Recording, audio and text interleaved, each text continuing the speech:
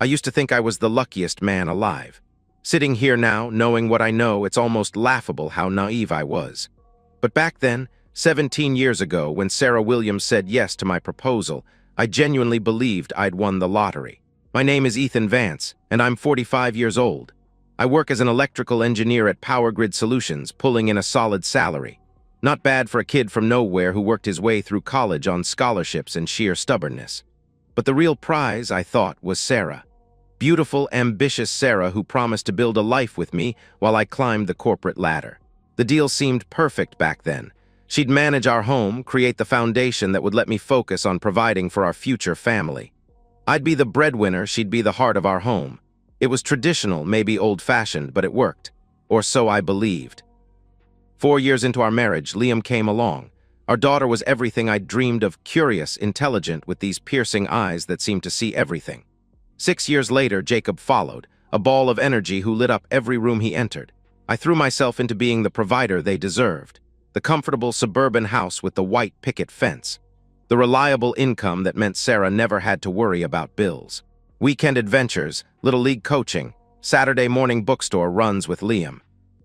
I coached Jacob's baseball team every season, never missed a game. Those Saturday mornings with Liam at Barnes and Noble became sacred. She'd curl up in the children's section with a stack of books while I nursed my coffee, watching her absorb stories like a sponge. Those moments felt like pure gold. My family was my greatest achievement, more valuable than any promotion or project at work. Sarah seemed content in her role. She managed our household with military efficiency, attended every school event, maintained our social calendar. She was the perfect wife and mother, or so it appeared. I trusted her completely. When the late-night phone calls started, I didn't question them. When she suddenly developed an interest in her appearance, new clothes, gym memberships, expensive makeup, I was proud. She deserved to feel beautiful. Looking back, the signs were everywhere. The longer errands that stretched for hours, the distracted conversations where she'd check her phone mid-sentence, the way she'd retreat to another room for certain calls. But I was absorbed in a major infrastructure project at work, something that would secure our future for decades. The irony cuts deep now. While I was building a secure future for my family, my wife was building an escape route. I remember the exact moment I realized something had shifted. It was a Tuesday evening in October, and I'd worked late again, trying to finalize the project specifications. I walked through our front door expecting the usual chaos. Jacob's homework scattered on the kitchen table, Liam reading in her corner chair, Sarah preparing dinner while orchestrating the evening routine. Instead, I found silence. The house felt different, charged with an energy I couldn't identify. Sarah was sitting calmly on our living room couch, still wearing the dress she'd put on for her lunch with girlfriends. But her posture was wrong, too straight, too composed, and her expression, I'd never seen that look before. Cold, determined, distant. "We need to talk," she said firmly, and that's when I noticed her wedding ring was missing from her finger. What? The words hit me like a physical blow, but not the meaning. Not yet. I actually laughed. Standing there in my work clothes, briefcase still in hand, I laughed because surely this was some kind of elaborate joke. Maybe she was testing a line from some book she'd been reading or rehearsing dialogue for the community theater group she'd joined last spring. But Sarah's expression didn't change. That cold, determined mask remained perfectly in place. "I'm serious, Ethan. Sit down," she commanded, her voice steady and controlled. The briefcase slipped from my fingers, hitting the hardwood floor with a dull thud. I remained standing, my mind struggling to process what was happening. This wasn't real. This couldn't be real. "I've been having an affair," she announced with chilling casualness, like she was discussing the weather. "His name is Anthony Thorne. I've been seeing him for 3 months. I'm in love with him." The room started spinning. I gripped the back of our armchair, the one we'd picked out together 8 years ago when we redecorated, to steady myself. "Sarah, what are you?" I started to protest. "I want a divorce," she cut me off, her voice gaining strength. "I've already consulted an attorney.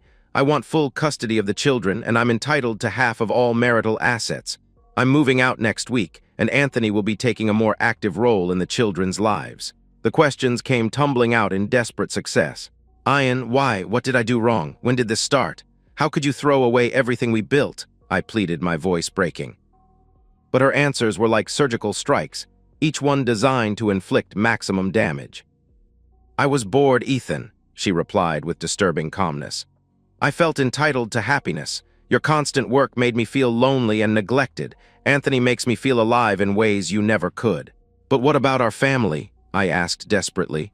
"What about everything we've built together? He understands my needs, my desires, my dreams for something bigger than suburban mediocrity." She answered dismissively, as if 17 years of marriage meant nothing. "What about the kids?" I managed to ask, my voice cracking. "They'll adapt. Children are resilient," she replied coldly. "I deserve custody because I've been their primary caregiver. You work 60 hours a week, Ethan.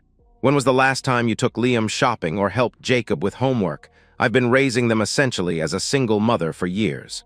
Each justification was a knife twist, not because they were true, but because they contained just enough truth to sting. Yes, I worked long hours. Yes, I traveled occasionally for projects. But I'd done it all for them, for this family I was apparently losing. I spent that night in our guest bedroom, staring at the ceiling while Sarah slept peacefully in our marital bed. The next morning, I called in sick to work for the first time in 3 years and drove straight to my lawyer's office. David Baker had handled our house purchase and wills. He was a family friend, someone I trusted completely. But the news he delivered was more devastating than anything Sarah had said the night before. "Without proof of adultery directly affecting the children or evidence of gross misconduct, Sarah has the legal advantage," David explained, his usually cheerful demeanor replaced by professional gravity. "She's been the stay-at-home parent, the one who's always been present for school events, medical appointments, day-to-day care. Family courts typically favor the parent who can demonstrate consistent, hands-on involvement. The best I could hope for was joint custody and the standard 50-50 asset split. Even worse, I'd be paying child support and possibly alimony, money that would support Anthony Thorne's comfortable lifestyle in my former home with my children." "But she's having an affair," I protested desperately. "Doesn't that matter?" David shook his head sadly. "Not unless you can prove it's harmful to the children, and even then, it's an uphill battle. Modern family law focuses on the best interests of the children, not punishing adultery," he replied with professional resignation. I left his office feeling hollow, defeated before the battle had even begun. Sarah had outmaneuvered me completely. While I'd been focused on building our future, she'd been planning my destruction with calculated precision. The next 2 weeks were hell. Sarah continued living in our house, preparing for her exit with cold efficiency. She packed her belongings methodically, sorted through photo albums like she was editing out our shared history, and spoke to me only when absolutely necessary about logistics. I tried to maintain normalcy for the kids, but I was drowning. Every morning felt like waking up in a nightmare I couldn't escape. I began documenting everything, tracking Sarah's movements, trying to gather evidence of the affair, recording our conversations when legally permissible. But Anthony was careful, Sarah was strategic, and I came up empty-handed time and time again. The children noticed the tension but didn't understand the full scope of what was happening. Jacob, my energetic 10-year-old, kept asking why Mommy and Daddy weren't talking. Liam, always observant, had grown unusually quiet, spending more time in her room than usual. It was during one of those long, sleepless nights that I noticed something strange. I'd gotten up around midnight for a glass of water when I heard Sarah's voice coming from the kitchen. She was on the phone, speaking in hushed tones, but her laughter carried through the house, a sound I hadn't heard directed at me in months. As I crept closer, I caught fragments of the conversation that made my blood run cold. "The attorney says it'll be easy," she whispered into the phone. "Absent workaholic father, primary caregiver advantage. Take everything he worked for." I retreated to the guest bedroom, my hands shaking with rage and despair. But as I lay there in the dark, I became aware of a soft sound in the hallway, footsteps that were too light to be Sarah's. The next evening, as I sat in my makeshift bedroom reviewing legal documents that detailed my impending loss, I found Liam standing in the doorway. My 14-year-old daughter looked at me with an expression far too mature for her years, her eyes reflecting an understanding that chilled me. "Dad," she whispered, glancing back toward the hallway to ensure we weren't overheard, "I won't let her take us away from you." What I didn't understand then was that Liam had been watching, learning, and planning long before I even knew there was a war to fight. My brilliant daughter, who inherited my methodical mind and analytical nature, had noticed the changes in her mother months before the separation was announced. Unlike me, blinded by trust and work obligations, Liam saw everything with the clear eyes of an intelligent teenager who understood more about adult behavior than any child should have to. The secretive phone calls that ended abruptly when anyone entered the room. The new clothes that appeared in Sarah's closet, expensive pieces that didn't match our family budget discussions. The way Sarah would leave for errands and return hours later smelling different, carrying the lingering scent of expensive cologne that definitely wasn't my drugstore brand. When Sarah finally announced the divorce that evening, Liam told me later, she wasn't shocked. She was terrified. Because unlike Jacob, who was too young to understand the implications, Liam immediately grasped what it meant. Their father would lose them. In the weeks following Sarah's announcement, while I was struggling to find evidence and legal advantages, Liam was conducting her own investigation with the methodical precision of someone who had everything to lose. She listened at doors, positioning herself strategically during her mother's phone calls. She read text messages when Sarah left her phone unattended, something that happened more frequently as Sarah grew careless in her confidence. The picture that emerged from Liam's surveillance was even worse than I'd imagined. She overheard Sarah's strategy sessions with her attorney, discussions about how to paint me as the absent workaholic who prioritized career over family. She listened to Sarah actually laugh, about how easy it would be to take everything he worked for and start fresh with Anthony. But it was Anthony himself who sealed Liam's resolve. When he started visiting my house, Liam observed him with the careful attention of a wildlife biologist studying a dangerous predator. Anthony Thorne was everything that disgusted her. Arrogant, unemployed, clearly planning to live comfortably off Sarah's anticipated divorce settlement. Worse than his character was his attitude toward the children he'd soon be helping to raise. Anthony made no effort to connect with Jacob, treating him like an annoying obstacle to his alone time with Sarah. But his interaction with Liam was even more troubling. During one afternoon visit, when Sarah had stepped out to take a call, Anthony cornered Liam in the kitchen. "You know, this transition will be easier for everyone if certain people don't get in the way," he said casually, but his eyes were cold. "Your mother and I are building something here. Smart kids understand how to adapt to new situations." The threat was subtle but unmistakable. Liam understood that Anthony saw her intelligence as a potential problem, her observant nature as something that needed to be managed or suppressed. That night, Liam began researching custody law on her school laptop. She studied family court procedures, burden of proof requirements, and the factors that could shift custody decisions. She learned about the legal standards courts used, the precedents that guided judges' decisions, and most importantly, she discovered what could immediately disqualify a parent from custody. Evidence of child abuse or endangerment could trump every other factor in a custody case. The legal battle dragged on for 6 months, each court date bringing me closer to losing everything that mattered.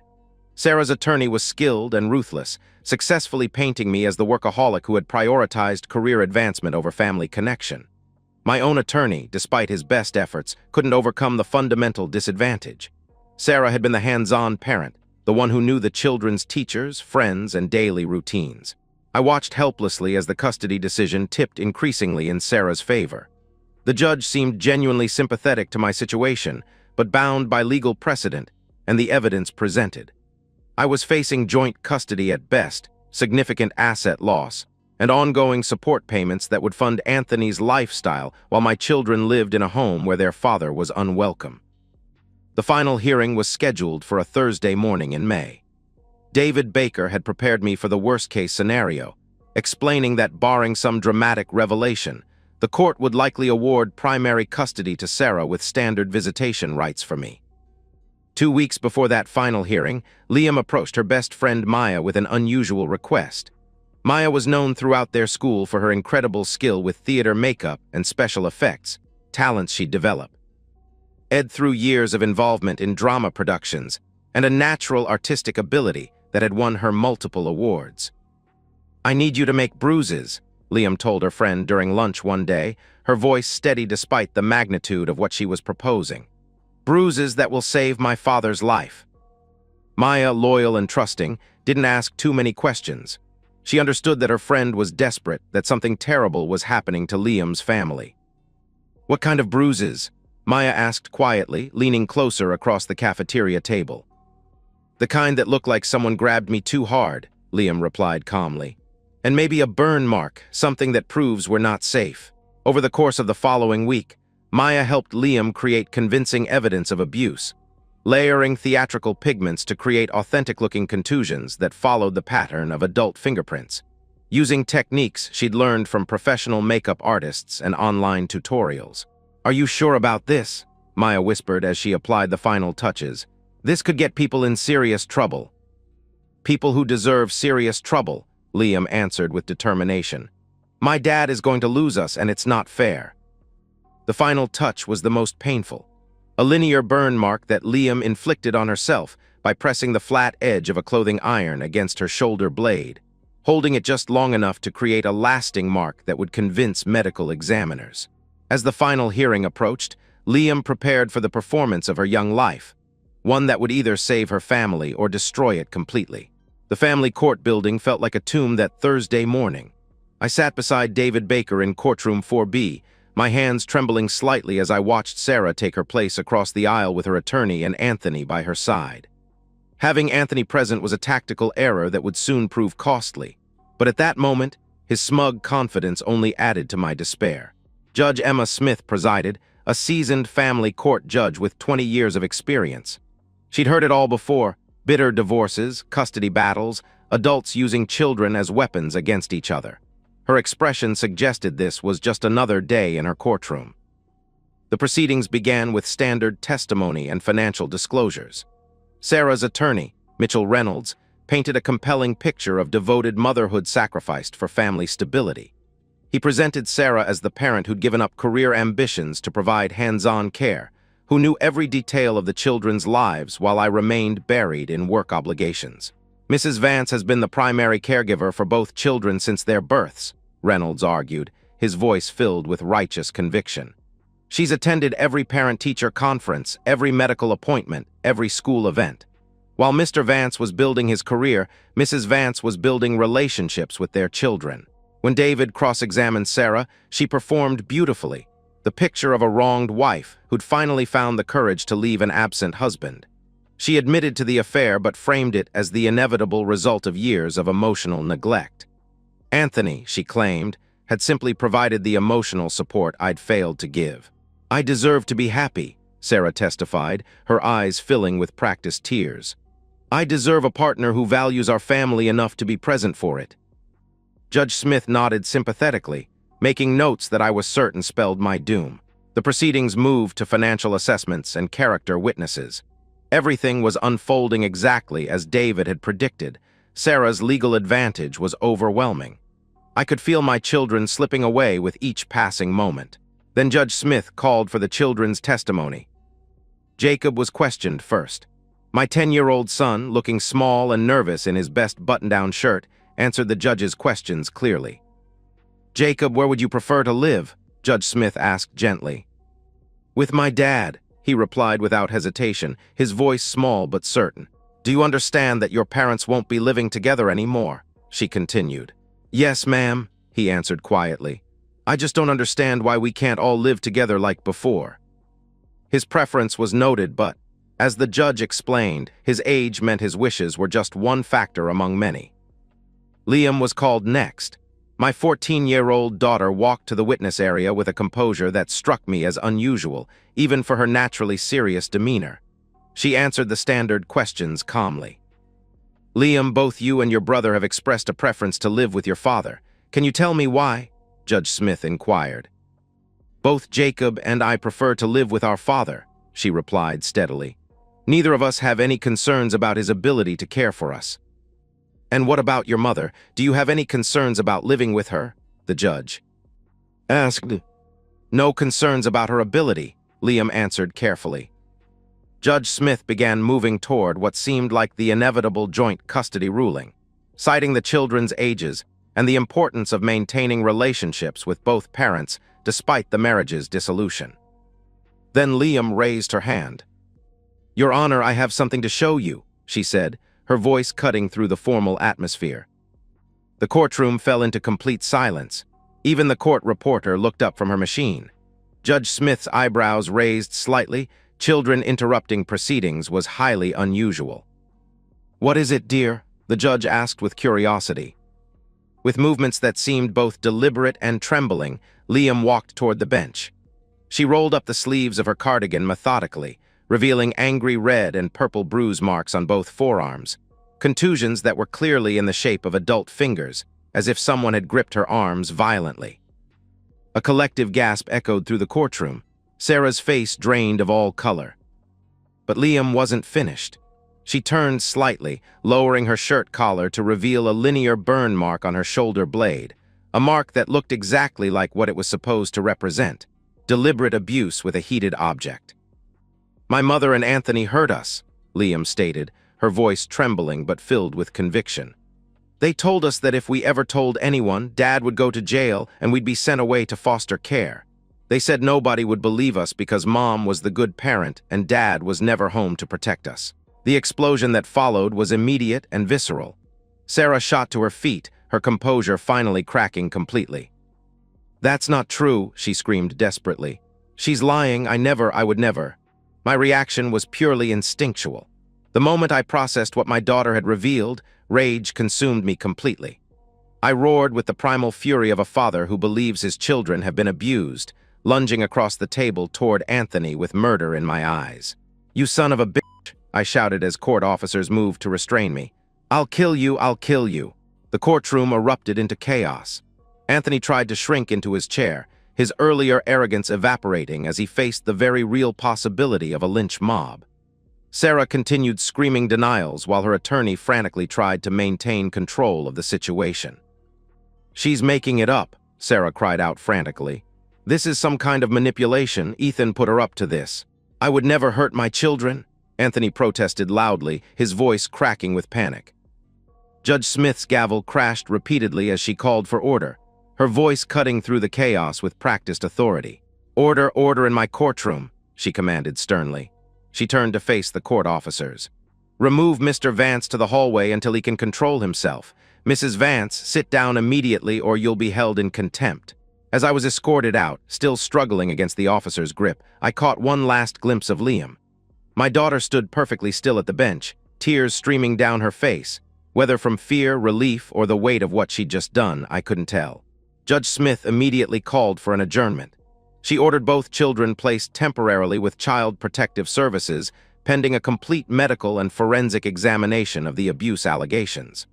Emergency protective orders were issued barring Sarah and Anthony from any contact with the children. Within 2 hours, formal charges had been filed: felony child endangerment, child abuse, and conspiracy to commit child abuse. Sarah and Anthony were both detained, processed, and released on bail with strict conditions. Sarah's carefully constructed image as the devoted mother lay in ruins, replaced by the specter of a woman who had endangered her own children for the sake of her lover. The custody battle that had seemed hopeless just hours before was now completely reversed. As I left the courthouse that afternoon, David Baker pulled me aside. "I don't know how those injuries happened," he said quietly, his eyes meeting mine with an expression I couldn't quite read. "And I don't want to know, but your daughter just saved everything you worked for. Don't ask questions you don't want answered." What? 2 months have passed since that day in court, and the transformation of our lives has been nothing short of miraculous, or perhaps tragic, depending on your perspective on what Liam sacrificed to achieve it. The medical examination confirmed what the court needed to hear. The injuries were consistent with deliberate abuse. The bruising patterns matched adult hand sizes, and the burn mark appeared to be from a heated metal object applied with intentional pressure.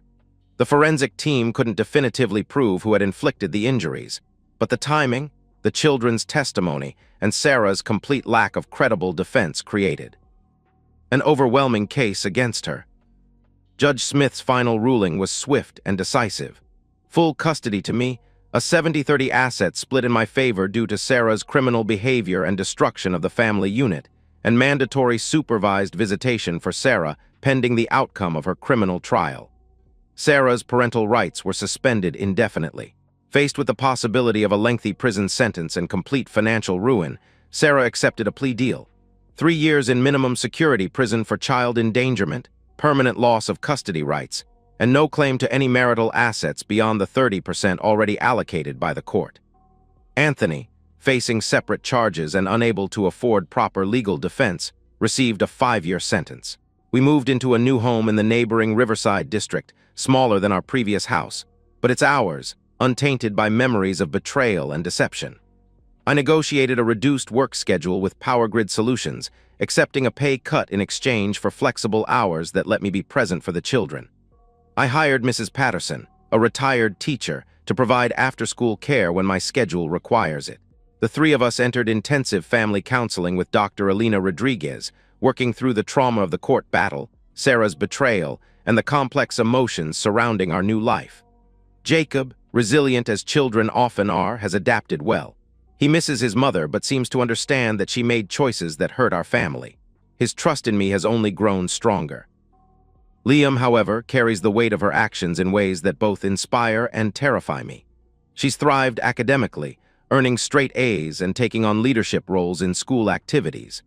But sometimes, I catch her staring into space with an expression far too mature for a 15-year-old, and I wonder what the cost of her sacrifice truly was. Tonight, as we sit together on our new couch watching a movie, a routine we're still building in this house that's slowly becoming home, I finally ask the question that's been haunting me for months. "Liam," I say quietly, pausing the movie and pulling her close, "I need to ask you something and I need the truth. Those bruises, how did they really happen?" She looks up at me, and for a moment I see not my 15-year-old daughter but someone much older, someone who made an impossible choice to protect the people she loved. After a long pause, she tells me everything. "I watched Mom for months before she told us about the divorce," she begins carefully. "I saw the phone calls, the new clothes, the way she acted different. I knew something was wrong." "Why didn't you tell me?" I ask gently. "Because I thought you already knew and were just pretending everything was okay," she replies with mature honesty. "When she finally announced the divorce, I wasn't shocked. I was scared, because I understood what it meant. We were going to lose you." She describes the months of surveillance, documenting Sarah's affair and legal strategy, the research into custody law and the factors that could shift a court's decision, the realization that traditional evidence wouldn't be enough, that we needed something irrefutable to overcome Sarah's legal advantages. "I researched everything," she explains with scientific detachment. "Family court precedents, custody factors, what evidence actually matters. I realized that unless we had proof of danger to us kids, the court would give Mom custody because she was home more." "So you decided to create that proof?" I ask, though I already know the answer. "I decided to save our family," she replies firmly. "Maya helped me understand how real bruises develop, the color progression, the way skin reacts to different types of pressure. We practiced for hours to get the fingerprint pattern right. The methodical precision of her plan is both brilliant and horrifying, but it's her description of the burn that breaks my heart." "That was the hardest part," she admits quietly.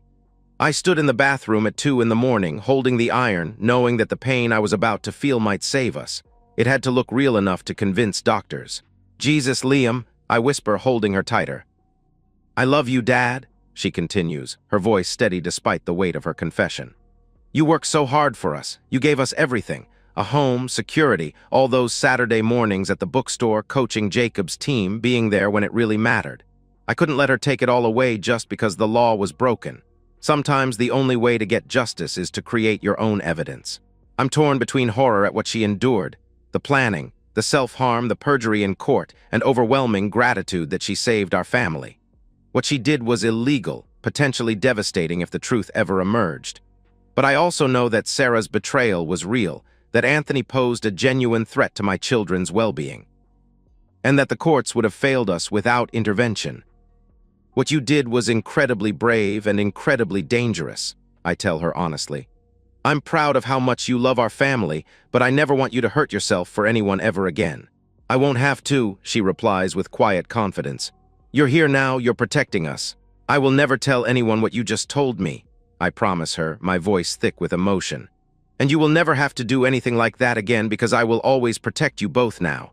Always." As I reflect on these past months, I'm forced to confront uncomfortable truths about justice, morality, and the lengths we'll go to protect the people we love. What Liam did was technically fraud, but Sarah's betrayal was emotionally devastating, and Anthony's presence in my children's lives would have been genuinely harmful. Justice isn't always clean. Sometimes it's a brilliant, necessary lie told by a desperate teenager who loved her father more than she feared the consequences. Sometimes the system fails, and ordinary people have to create their own solutions. We're healing now, We're rebuilding. Jacob's laughter fills our new house, and I never miss his baseball games. Liam and I still have our Saturday bookstore mornings, though now they carry the weight of shared secrets and unspoken understanding. She's applying to colleges, brilliant and driven, carrying scars that no one else can see. Sarah serves her sentence in minimum security, reportedly a model prisoner who maintains her innocence. Anthony was released after 18 months for good behavior and has disappeared from our city entirely. They've paid their price for the destruction they caused, or at least, the destruction they were found guilty of causing. We are moving forward, carrying a secret that binds us together forever. Not just the truth about the bruises, but the deeper truth that sometimes love requires terrible choices, and sometimes protecting your family means dancing with darkness. The wicked have paid their price, and Ethan, Liam, and Jacob are moving forward, a family forged not just by blood, but by loyalty, sacrifice, and the kind of love that refuses to accept defeat. Some might call what we did wrong, others might call it justice, I call it survival. And I regret nothing,